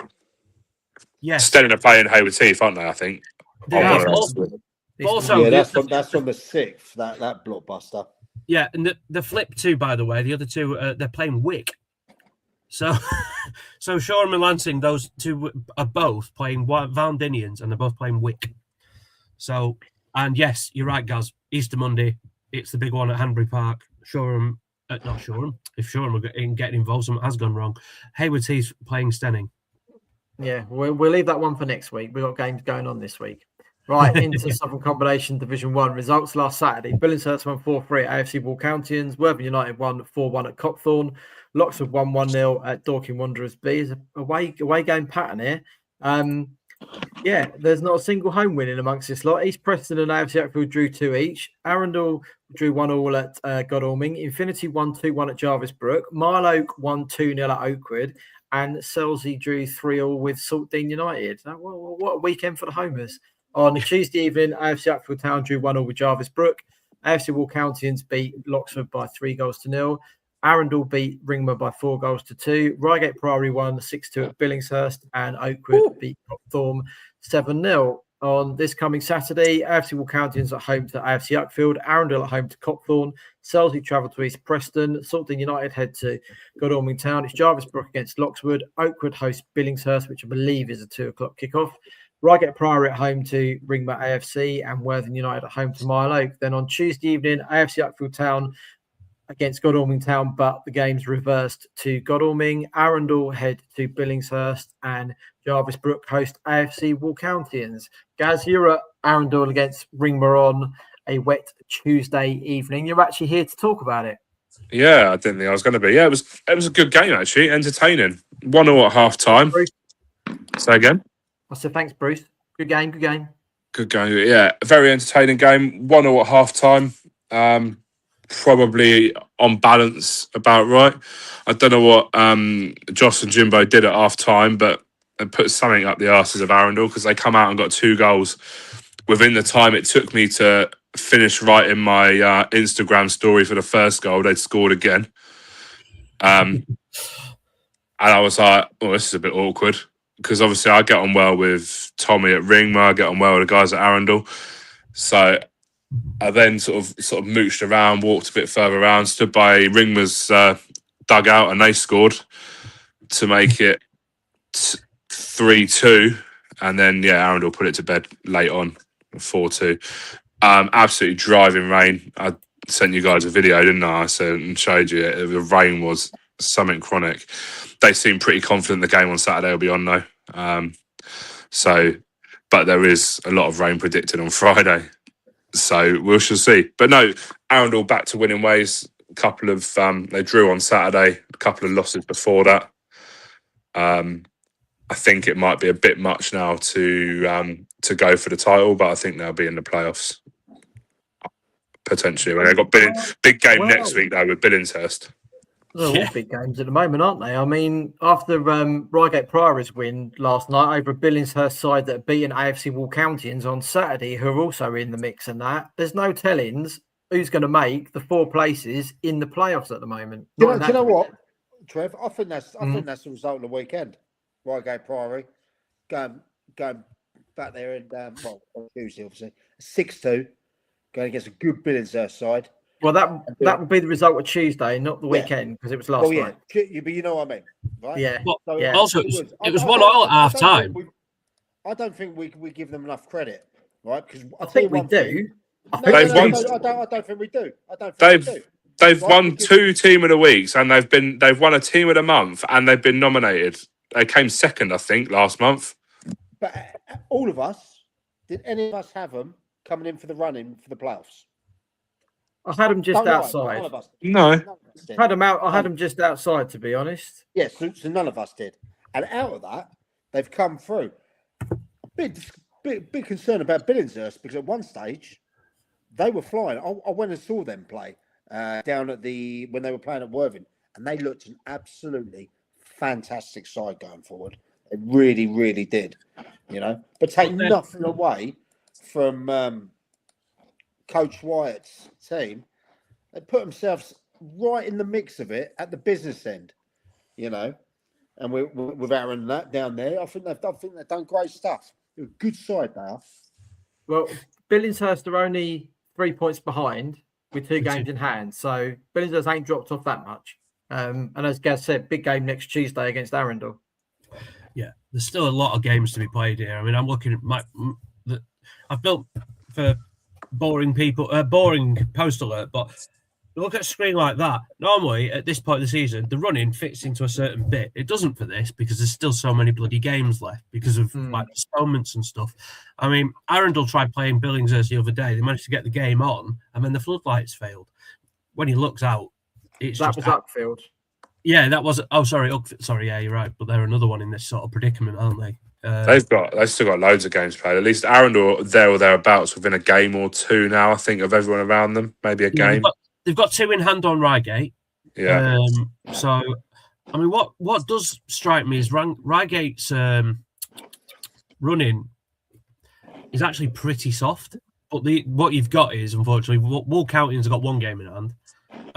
Arundel and Billingshurst have both got 2 games in hand. So, and with Billingshurst, goal difference is pretty key as well. And if I'm not mistaken, they've got the bottom 4 still to play Billingshurst. Yeah, they have. Yeah, they've got Oakwood. Play Copthorne. Yeah, Oakwood. In fact, they've got Oakwood, Loxwood, Dorking, Uckfield, and Copthorne. So, yeah, there's going to be a lot. Oakwood pulled out a 7-0 win, didn't they? Again, that was Copthorne. Yeah, oh, right. Copthorne, who by the way are now officially relegated. I was gonna say as well, at the bottom end of that table, it's starting to get a little bit tight for a few clubs, especially with Oakwood picking up points, as Mike said as well. But AFC Uckfield are 6 games unbeaten, but I think they've got a lot to be able to do to be able to get out of that. Fair play to them because they've not had the greatest of seasons. To put a little run together, is something. But I think they've left themselves too much to do. Sooty's hit the nail on the head. Arundel and Billingshurst, I think they play each other Tuesday and Saturday. So they got next Tuesday, and then the return fixtures over Easter weekend, I think. What's the chances of either of them games being on with those 2 teams? Well, it's 17 degrees around here next Tuesday, apparently. I was told today. Mate, so I'd like to think. It could be 30 degrees, flip-flop weather, hanging on your head, and one of those clubs is still getting... Yeah. Do you know what? So much bad luck like that. They'll have to do what we did as kids in the day and play a double header. So obviously you reduce the minutes down, but play just whoever's home game is going to be. Just off you go. 2 half-hour each way games. Yeah. Just get it finished off. I was speaking to someone last night, though. They spent thousands at Arundel on drainage in the summer, and they're still struggled this season. I'll tell you one thing, though. I'll tell you one thing. At the other end of the top end of the thing, Infinity are looking. Guys, you went and saw them the other day when you weren't here, weren't you? And you said how good they were. Well, Infinity. But fun fact on Infinity, and I'm not saying you're wrong because they have been brilliant of late. Before they next play, Godalming play twice, Woolcountians play twice. Like, not saying Woolcountians will catch Infinity, by the way. They've not got a game this weekend and seemingly not got one on Good Friday. They'll probably play on Easter Saturday. Godalming play twice. They play Saltdean and Uckfield before Infinity kick a ball. Do you know what? I spoke to Mo a few days ago, because some people question whether they were bottling it because they were flying high. He come on and spoke, and he left nothing on the table. He was so open about the mood in the camp and how that there was some apprehension here, there, and everything like that. But he's one of the most open guys, and he's the type of guy you would need in a war, leading you, Mo. He's that cool head. Even when things aren't going right around him, he'll get you through, I just want to say he was a class guy, Mo. Mo's a class act. I think a lot of that season for Godalming and probably for Worthing United as well is going to come down to the final day, Lions Way, Godalming go to Worthing United. Yeah, that's gonna. Yeah. If everyone wins all their games, which obviously is not possible, but it's in Godalming's hands. Like they've got 2 games in hand on Infinity. But have you seen Infinity's running though? Oh yeah. It's soft. Of course he has. Of course he has. He's running it. It's a Dairy running, as in really soft. I tell you what, is that because they got no cup games left? That's how he knows what their running is. Yeah, basically. Hey, that's quite. That's saying quite that, smart, Worthing United have got a cup final as well. A free hit in a cup final. But yeah, I mean, they've got to go. Godalming have got to go to All Countyans, and they've got to go to Worthing. And to be fair, they've got to go to Loxwood as well, and that's not the easiest fixture. Yeah, So that won't be easy. Going to Ian Matthews lot. No. And one last bit on Godalming as well. Over 300 in watching against Arundel on Saturday afternoon, which was phenomenal. That was a ridiculous gate. That was an absolutely ridiculous gate. So if that's not an advert for non-league football, you know, getting it was over 350, wasn't it? Or was it 358? 358. Yeah. You know, superb at step 6. I mean, that's ridiculous. There are teams that, by the way, that would be decent at step 4. Yeah. Yeah, it would be for a lot of sides. Yeah. They got a really nice little quaint little community bar in there as well, haven't they? That would have been jammed. That would have been standing room only in there. That'd have been hanging from the rafters, I think, wouldn't it, as well? And it's a small ceiling as well, so that'd have been something else. Right, let's get to Step 7 results last week. In Southern Combination Division 2, AFC Brighton Rangers beat Brighton Electricity 6-0. Alfol beat Capel 4-1. Chester City B beat Rudgwick 10-0. Second territory, Michael, and beyond, I think. Ferring beat Upper Beeding by 2-0. I think that's second territory as well. Howsham beat Rustington by 3-1. Southwater beat Worthing Town 2-0, and Storrington won 3-2 at TD Shipley. On Tuesday evening, Division 2 Challenge Cup semi-final at Shoreham, TD Shipley beat Capel by 6-1. This coming Saturday, Alfold at home to Southwater. AFC Brighton Rangers host Rustington at Lancing. Bottom at home to Howsham. TD Shipley go to Brighton Electricity. Capel at home to Upper Beeding. Worthing Town head to Rudgwick, and Storrington host Ferring at 3 p.m. In the Mid-Sussex Premier Division last Saturday, French Athletic drew 0-0 with Rotherfield. Holland Sports beat Balkan by 1-0. Hollington United drew 1-0 with Linfield. Reigate Pro Reserves beat Polegate Town 2-0. And in the battle of the top 2, Westfield came out on top, beating Crowhurst 3-0 in front of a crowd of 186. So if they bring that into Step 6, that would be more than welcome as well. This coming Saturday in the Mid-Sussex Senior Cup final at Burgess Hill Town, it's Linfield against BN Don Saturday. In the Premier Division, French Athletic hosts Shoreham Seconds. Holland Sports at home to Westfield. Polegate Town at home to Balcombe, and Crowhurst head to Rotherfield. In the West Sussex Premier Division, finished Petworth 3, AFC Fishbourne 2. Amrin and Whitton United drew 0-0. Watersfield beat Billingshurst Reserves 3-0. Dell United beat Horsham Crusaders 5-1, and Harting beat TD Shipley Reserves 3-1. This coming Saturday in the Centenary Cup, Selsey Reserves host TD Shipley Reserves. In the Premier Division, Billingshurst Reserves at home to AFC Fishbourne. Holbrook Olympic host Petworth. Harting heads on Horsham Crusaders. Watersfield against Amring, and Wittering United against Dell United. Perfect. Right, yes. Can I just say a shout out from all of us? Shout out to Harry Stapley, who got Westfield's first team manager, but he was playing in goal for, was it the reserves or something? Yeah, 23s, I think, yeah. And he's not 23, that lad, bless him. But yeah, shout out to Harry. Apparently he had a bad injury, and he's a really, really nice guy. Him and his brother Jack do so much great things there. And that's so Harry or Jack, if you're listening, lads, speedy recovery, because he won't want to be sitting down doing nothing. He'll want to be in the dugout, will Harry? Especially with the way they're playing at the moment, and hopefully winning promotion. Yeah, hopefully. Right, Team of the Week sponsored by Singers Roofing Specialist. This week we've gone for Hassocks for their 4-3 comeback from a 3-1 down from a game they really need to win. In the mix, though, were Reigate Priory for their win on Tuesday night, and Littlehampton for their win on Tuesday night, and Worthing for their 2 3-goal wins over the 2 weeks as well, 2 games as well. So congratulations to Hassocks.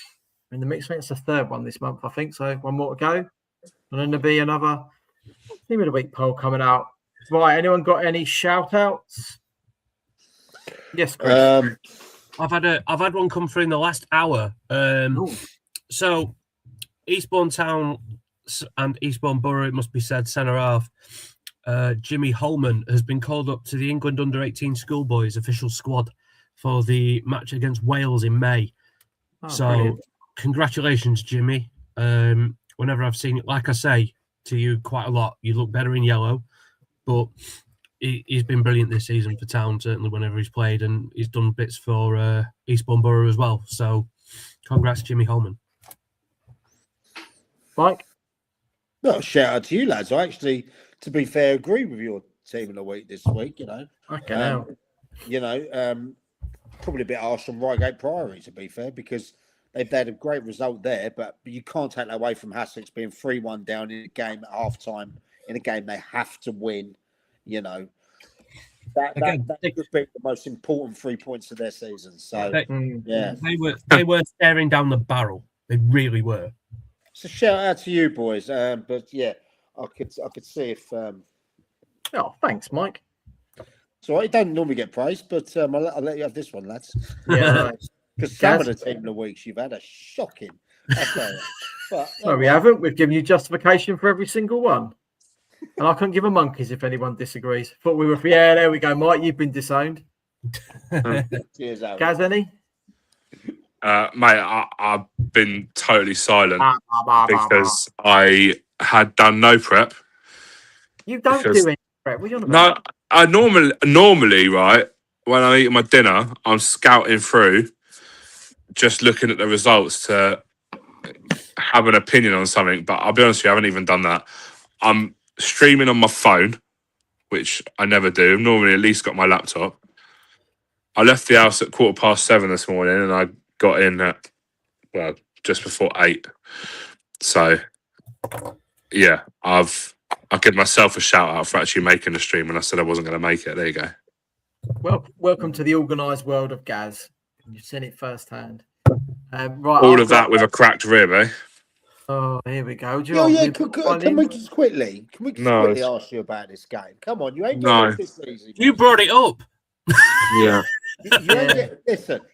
You ain't getting away with this easily. Okay. You have played a real football match this week. Well, it was a friendly. So it was a friendly, but it was. Yeah, so my younger brother does, not my youngest brother who plays for Arundel, might add. He has lost a lot of weight doing this man versus fat. He's done a lot. He's done really well with it. They do once a month. They do an 11s inter club sort of 11s friendly. They were short players. He asked me. I said yes. I managed 75 minutes at centre back when I spent most of my time playing 6-a-side as a goalkeeper. Are you a Razor Ruddock or are you? No, I was fucking shit. Yes, then. I had it in my head, right? So my brother played as sort of like as a cam. He was leaning into me. I was in a bit of brotherly rivalry. He spun away. I fell over, cracked my rib. I've since seen the footage back. Hang on. He didn't spin away from me. I tried jumping to head the ball, lost my foot in, cracked my rib that way. Hang on a minute. You cracked your own rib. Yeah. Yeah? Yeah. Here's a message. Here's a moral of the story. If you're a fat fuck, try and stay out of playing football because genuinely. Do you still have this video? Yeah, I ain't fucking sharing it. Send it to me. No. Come on. Absolutely not. We've seen the pictures, No. Mike, we've seen the pictures you've accidentally shared on group chats before. I don't think that's why. Yeah, no, I don't think any of that. No. But shout out the Man versus Fat based over in Horsham because they do. Is that the same one that you have to have like a certain BMI to? Yeah, but that's bullshit because you've got to have a BMI of over 30. Yeah, now, no disrespect, but some of the guys that were playing the other day were bigger guys, really good footballers, might I add. But there was a couple. I'm not even joking. They look just the normal size. They're running rings around us. I was up against one guy. I got left stranded at the back. I was about 10, 15 yards ahead of him, and I just see him go shooting past me. I can imagine you're not. You know, you. I'm not quick. No, I'm not quick. Yeah, I didn't really want to say, but I can imagine. I warmed up everything apart from my quads, and I've been walking around for the last 2 days like I shit myself. What do you do? Just your arms then? Is that what No, you do? I wore like hamstring and all that sort of stuff, but I didn't overly stretch my quads. And I'll be honest with you, I genuinely am walking around like I shit myself. Did you actually just walk out onto the pitch and just do this the No, Sunday well, League stretch? That's what you Yeah, did. a little bit. Yeah, I didn't have a can of lager in my hand as I was doing the Sunday League stretch, but yeah, it was embarrassing. But if you want to see how shit I really am, I'm actually playing a charity game at Wick Football Club on the 23rd of May as well. So there you go. Well, you might have a little fan club down there now. I might volunteer myself for goalkeeper in that one because I know I'm a little bit better at that. I'll tell you what, mate. Stick to podcasting. Much easier. Yeah, certainly. If anyone seen me on Sunday, right, they would not value my opinion whatsoever.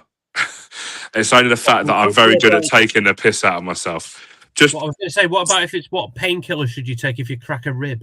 well, I'll put it this way. I've only taken 2 lots of painkillers today, but it was 3 ibuprofen and 3 paracetamol twice. Genuinely. mate, what are you made of? Glass? You cracked your Well, head, it was falling over. Yeah, I did, but were genuinely, you playing right? No. Let me finish this. Like, genuinely, I thought that I'd cracked my rib because me and my brother were like pushing against each other, and he'd let go. It wasn't. It's because I jumped in the air, lost my footing, and fucking stacked it. Stick to podcasting, mate. Honestly, it's a lot safer. Nah, do you know what? I enjoyed it though. I enjoyed it. I mean, I'm not enjoying it now, and I think my wife. I think if I carry on moaning about it, my wife might leave me. I'm going to beat you up in a minute because you're boring me. Ah, shut up. Now you know how we feel when you open your trap. Well, at least I'm around to open my trap most weeks, aren't I? Right, I said I wasn't going to be. Put this bit. Right, play nicely, you two. We are. I've got a couple of shout outs. One to Nick Tilley at Billingshurst, who joined the 250 club in the last couple of months, and one for Sean Mugridge at Crowborough has been given a sports and culture award from Crowborough Town Council. So congratulations to Sean. Couple of things I'll chuck into here as well. Most people probably won't know tomorrow's actually deadline day for non-league players to sign. After that, you've got absolutely buckless chance unless you need a keeper and you get emergency dispensation. And for that. And Gaz is on the injury list. And Gaz is on the injury list, yeah. So someone else is going to need a goalkeeper. That's right. Gaz is retired until May. Until May, yeah. He's got March. And then this week as well, we won't be sticking out a match for Saturday because there is a non-league day page on the website, which we'll share instead, which will have all the fixtures on. So just a little bit more jazzed up with non-league stuff. And I imagine Chris has probably got a little PDF that he'll be sharing around as well with a little map and all sorts like that. Right. Just before we get to where to, let's talk Baller League then, shall we? Yeah, let's talk Baller League. Right. So So I've seen the hate that this guy's got online. Yeah. Okay. Which one are we talking? The player or KSI? No, the player. Prince Andrew. Yeah. Okay. Right. This player. I'd never heard of this player before. Right. Is this the one you still can't name now? I'd heard of him now. Can you blame the lads? Right. Can you really blame the lads for getting the exposure he got from that? Now, obviously, puts him in a position where clubs will question his discipline and his future conduct and that. But I don't think you can begrudge the lad for that one chance. He may never get that again. Look at Toby Ball. He gets to do it, doesn't he? I presume Toby Ball's probably got something written into his contract. Right. Let's take that in two ways here as well, right? The guys, because I saw you were well against it, and in that, are you first and foremost against that Baller League as a whole? No, I've got no issue with the concept whatsoever. No problem with it. I've watched it a couple of times. Not really my thing, but there's quite a few players in there that I know that I would just from now and then watch it. What I do have issue with is it being played during the football season. Why it can't be played in the summer when none of this would ever arise. Taking the two bits you've got, comparing him with Toby Ball and this guy here. Toby plays for Dulwich Hamlet step 3. This guy plays for a National League club who are practically full-time. They can still class themselves as part-time, but they're not. So he's under a contract that probably states you can't play in it. I mean, when we had Pitts on the other week. I bet it doesn't. Sorry? I bet it doesn't. I think you're fine. I bet it doesn't say I bet it does. You can't play it in that baller league. I bet it does. I bet it doesn't. And I bet going forward, every contract will state that. Maybe now. Maybe now, but I bet it did not stipulate baller league in his contract. No way. Well, hang on a minute. I reckon it would have done, because I don't think Willstone would have come out with what they did. You'd be surprised, Mike. Trust me, because they all know it goes on anyway. Order. And the other thing as well is that this guy's only played a few minutes with Willstone, so I appreciate him wanting to go and play a little bit, get some game time, whatever. But then what happens if Willstone have a bit of an injury crisis? Gary Waddock then decides, actually, I need him because he's a contracted player. He goes out and he gets injured on the Monday night. You've actually then breached your contract because you're playing unauthorised football when you shouldn't be. That'll be in his contract. You can't play unauthorised football. We know players going the name baller league won't be in there. It doesn't matter though. It's unauthorised football. It doesn't matter. I'm just saying the facts. That wouldn't have been in there. What? No, but it doesn't matter though. It's still say unauthorised football. Now I've seen Glenn Johnson rocking up at goals in Dartford playing when he was at Chelsea. Now Mourinho caught hold of that. Mate, he'd have been in some serious trouble. So we know players do it, and if they're lucky enough, they get away with it. But when your first role is a professional footballer in terms of a National League player, I mean, last year there was a few National League players that were involved in relegation scraps that were going to play in the Border League. What's actually more important to you, a 9-week contract or a 9-month contract you're going to get paid for? I don't begrudge them wanting to go and earn extra money. No problem with that whatsoever. The current climate, everyone will go and do the same as well, do 2 or 3 jobs. But it's what's more important to you. And if that's more important, great. But don't go and sign at the top level of non-league football and expect everyone to be okay with it, because they wouldn't be. I understand what you're saying. But now his profile, okay, rightly or wrongly, has increased massively.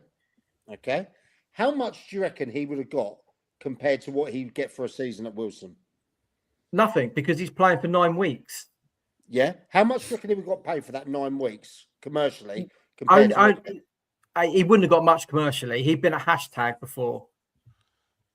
Okay, but he would have got between 300 and 500 quid. More with the Instagram deals, with the TikTok deals, the extra stuff commercially outside there. Yeah, I see why he's done it. And that. What's his name? He is it Hussein Hassan? No. Hassan is. I think it's Hassan, isn't it? No, but that's my point. It's not working out fucking well. But had you heard of him before this? No, I don't know his name now. So I haven't studied the National League as in depth this year because obviously we're not in it. But Baller League players get paid £400 a game. Yeah, we know that because we interviewed 3 of them, didn't we? Yeah. But as well, Mike, though, as you said as well, might not have done his reputation any good. Is any non-league club going to touch him? Probably not. So he's going to do a bit here and a bit there, and that's it. His football career, as in being a footballer, he's probably jettisoned that. And then with KSI coming out on the Monday and posting what he did, that boy's got a lot millions and millions and millions of his followers in a statement, a protest statement type. But that boy's got a lot to learn when it comes to non-league football, because that was disrespectful. Simple as that. And I hope because that paints his club that he's attached to in a bad light, because there's also this rumor. Well, I say rumor of him tapping that player up, but before he got to Dagenham. Now he's well before he got to Dagenham, allegedly. Yeah, but then to come out with that live on there, although that may have happened before, you've then implicated yourself in a situation which the FA would look at and go, we'll ban you from being involved in any kind of level with a football club. That's why he's got a lot to learn about non-league football. And I hope Anwar gave him a bit of a dressing down over it. It's like, you can't do that sort of thing. You want to go and do that, you go and do that, but you don't do it as part of a non-league football club, because that comes back on us. Unless it's hashtag. Yeah, yeah, and that's a bit of the same with the player as well. That, like, you've got to think about longer term beyond that, because I don't think he's that old, is he? This Sack kid, 23, isn't he? 22, 23? Yeah. Now, but he went into business for himself, yeah, and I can see why he did that. The law of working with someone in that mini franchise for that really short period of time, someone who has that social media kind of stroke, yeah, that could open him up opportunities outside of that. We're talking about that. We're talking about him. Yeah. What that KSI did there when he did the shirts thing and that, they knew exactly what they're doing. Yeah. They knew exactly sticking their hand in the hornet's nest. He's an international footballer as well. I just had a quick look. He plays for. He's playing. It's only Somalia, but he is an international footballer. He's played 13 times for Somalia. Somalia is a big country. It's not like some of these countries you get where they've got like a population of 100,000. Somalia is not it's a big place. The only thing is, Mike, yeah, we're talking about him, but not in a good light. That's the difference. You go, you look at some of the other players in the Baller League, and again, their clubs are again quite respectful. I know actually of a couple of players that are at Hemel that play, but have obviously got permission and they're quite happy to it. So all that guy needed to do was just say, look, I want to go and play there. Terminate my contract if you're not going to play me, rather than actually, no, I'll sneak round the back and do it. And in the end, is he going to get another contract anywhere next season? Is he going to have to rely on the Baller League? And if that stops, what then? In the nicest possible way, I get where you're coming from, Trev, but he hasn't sneaked anywhere, is he? There's millions of people watch that on a Monday night. He's not sneaked anywhere. Like, he's always going to get found out, isn't he? He's always going to get found out. Of course he is. Yeah. But the fact that Wildstone were away at Gateshead the night after, I know a lot of players won't travel if they're not in the 16. That sort of thing. I don't know. It's different clubs. Different clubs will make players travel, whether they're involved or not. Other clubs don't. Simple as that. But at the end, and so he says he's the captain of Somalia. Yeah. I mean, I thought they only had pirate ships out that way, but I've got no issue. I've got no issue with the concept of it whatsoever. But if it thinks it's going to be bigger than non-league football, bigger than professional football, it's not. It's not there. I mean, do you know what I'd liken it to? An early version of the IPL. Yeah. So you've got people that play for their cricket contracts. Yeah, the central contracts for England. Yeah. Right, and they were getting at the time $100,000 for the season, right? You go to the IPL, and you get for literally 8-12 weeks, you get 3, 4, 5 times as much. Is the IPL outside of the international season? No, that's the whole thing. You have to they say they come through there. But also, and now the IPL bar test matches, are the ones you watch. I'm not saying that's what Ball League. I'm just saying he commercially had a decision to make, and he got the chance to work with someone he could have rubbed off with commercially from the social media side. Yeah, and then what actually happened was people talked about it, even though it was infamous, even though it was wrong in that way. People talked about it, and then suddenly everyone is knowing of him rightly or wrongly. Do you know what I mean? Probably though, pissed off. I can see the club pissed off. Yeah, but probably I don't blame the lad for doing it. Probably though, he's caused a massive issue for every other player now in the Baller League, or players who want to go and play in the Baller League because of what he's done indirectly. Or he's open. Yeah, he's potentially opened up a little can of worms in there. Because he's opened up, a massive can of whoop ass. I'd be surprised if those Baller Leagues and with some of those teams that they play in, if they were offered that as a full-time gig either way, and that I reckon a lot of them would take on that Border League. Yeah, of course they would. Of course they would, because it's the exposure and it's the kind of way to go. But could you play 6-a-side every week for 9 months? You know, the intensity and the pace of that short, sharp burst and whatnot. And this is again why I think a lot of clubs are against their players being in it, because, you know, do you know what? You're contracted to us. We're in a promotion race, relegation race, whatever. Be concentrating on us, not worrying about, you know, we know, guys, don't we, that Toby turned down one evening because they were away at Folkestone, weren't they? Yeah, Lewis, yeah. you know? I think, And again, that's the kind of respectful thing that, you know, you've got a choice to make as a player. And again, if you choose the Ball League, that's fine.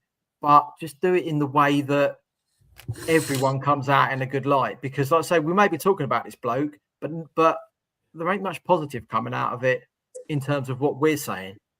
At the same time, I don't think that Border League's going away. no.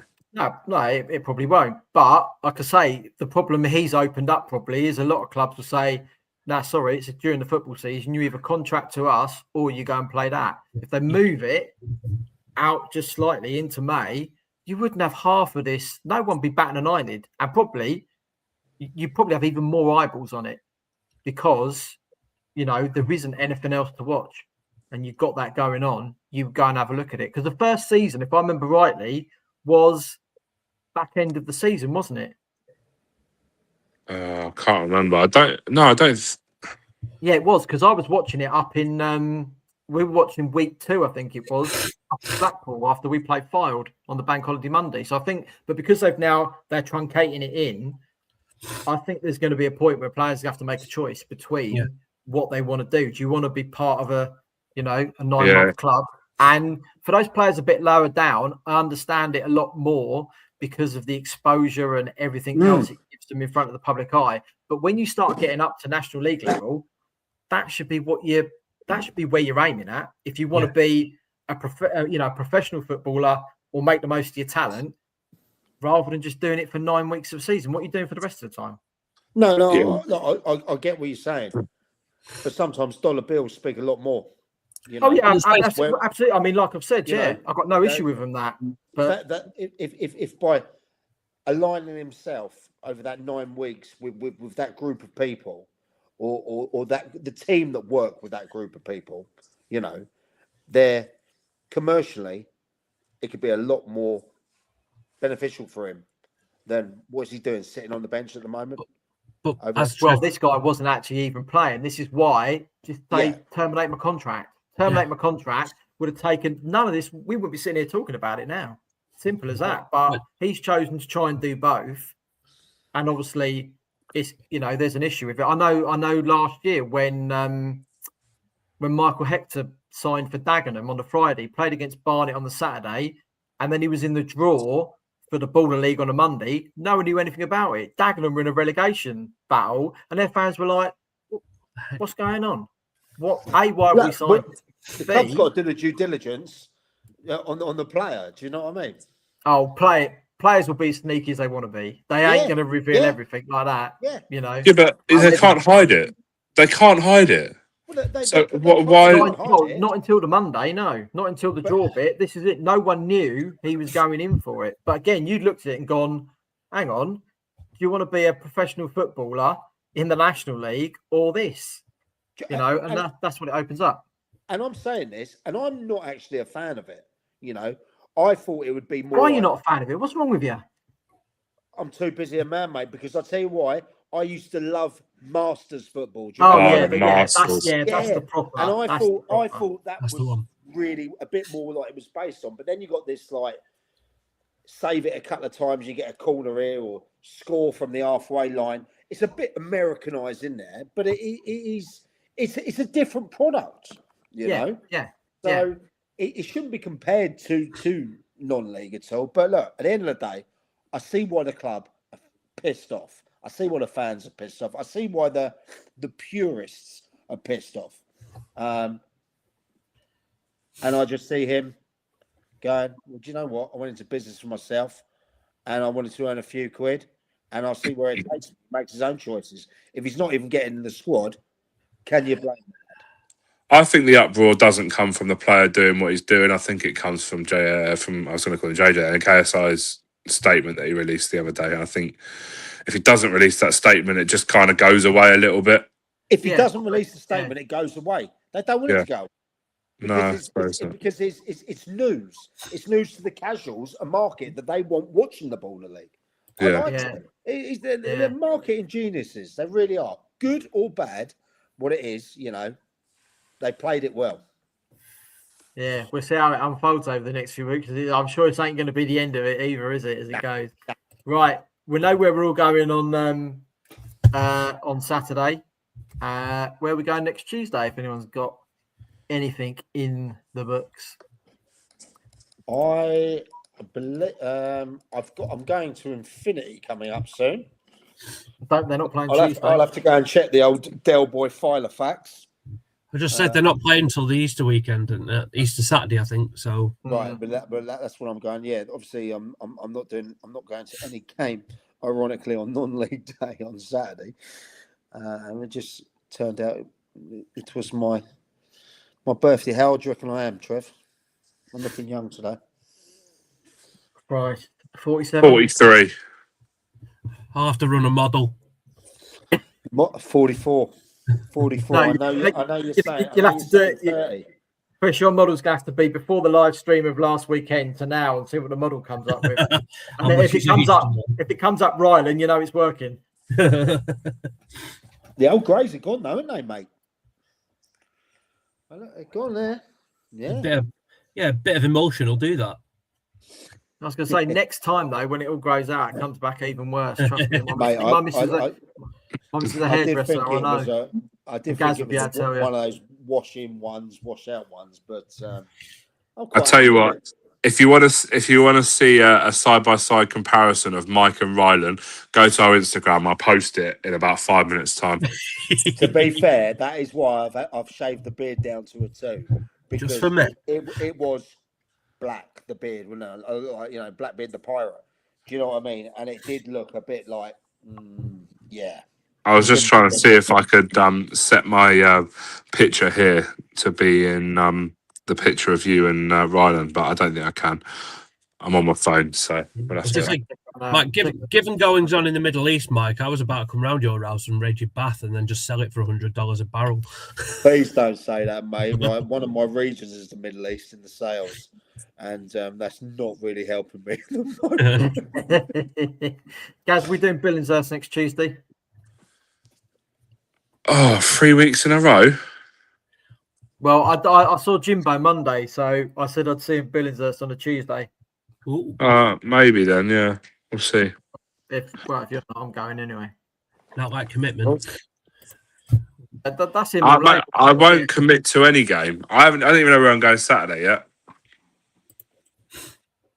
Fair. I know where I'm going Saturday and I know where I'm not going Tuesday. On Saturday I'm going to the Saffrons, and on Tuesday my dad is down from Manchester, so I'm going to be spending the day with him and my kids. So I'm not going anywhere Tuesday. I'm taking the football in the evening. There'll be no football during the day.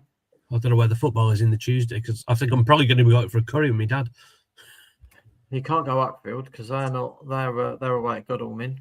What's your closest one? What's your Different closest county. one on Tuesday? Different county, yeah. New Haven? Maybe. Oh, is that at home? Is that at Seaford? That's the cup semi-final, isn't it? Between that's at Shoreham. Sorry, it's at New Haven and Stenning, isn't it? Where else you got? Lancing. Where else could you go? Wembley. You go to Wembley, England play Japan if you want a ball fest. There you go. Yeah, no, I'll probably go for a curry or something. I don't see my dad very often. He lives miles away. No, I live miles away, to be fair, not him. That sounds more like it. Right, I think that'll do for tonight. We're nearly bang on 2 hours. So ain't too bad, is it? Right, you can find us at w.thesnlf.co.uk, on Twitter at the SNLF, and Facebook thesnlf.co.uk. Gareth? Instagram, the SNLF.co.uk, TikTok, the SNLF.co.uk, and YouTube. My last few videos haven't got any views, and one of them's actually been banned apparently for breach of something. Didn't read it. I bet that was the one where you tripped over and broke your. No,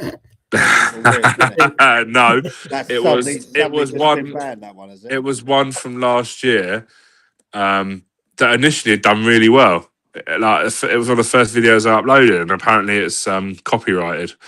So I'll have to fuck knows what's happened with that. Did you copy someone? No, it was one of my videos that I'd done. Don't ask. I ain't got a clue. I don't know what's happened to it. YouTube is a fucking minefield, isn't it? What pile of wank it is. But there we go. Did you put music on it? Yeah, but it wasn't like it was just like a ding ding ding ding ding ding ding ding ding, that sort of music. Like it wasn't anything like, you know, YouTube you've got to have like unlicensed music, haven't you? So I didn't get any licensed music for it. It was just a track. Anyway, it was Arundel versus Seaford last year. Never mind. Life's a bitch because if it was a whore, it'd be easy. I'll keep digging. Cheers, guys. Right, if you're off to anywhere on Saturday, enjoy non-league day. There's plenty of offers out there that we've been retweeting. Non-league day have been retweeting as well. And if you haven't put yours out there yet, tag us in it and we'll get it out during the rest of the week. We'll be back next Wednesday to look ahead to all the Easter fixtures, which could well be the pivotal weekend of the season. So we'll see you again next week. I might make it in for the whole episode next week. Yeah. Bye. Nice to meet you.